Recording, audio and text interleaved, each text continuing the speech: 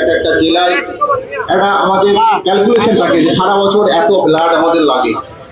তো সেইগুলো আপনারা দেখছেন প্রতিবাদী আওয়াজ ফেসবুক লাইভে মধ্য দিয়ে দেখতে পাচ্ছেন ক্যাম্পের মাধ্যমে রেগুলার বছরে একটা টার্গেট থাকে ক্যাম্প করে মোটামুটি আমাদের বছরে যৌথ উদ্যোগে রক্তদান শিবির দেখতে পাচ্ছেন সেই ছবি উপস্থিত আছেন আরামবাগের সাংসদ মিতালি বাগ উপস্থিত আছেন। সুস্থ রাখতে হেল্প করে উৎসাহ বা সকলকে আগিয়ে আসতে বলবো যে সবাই যেন রক্ত দিয়ে এই ক্যাম্পটি আরো বড় বা পরবর্তীকালে আরো বড় মহৎ উৎসবে পরিণত করতে পারি।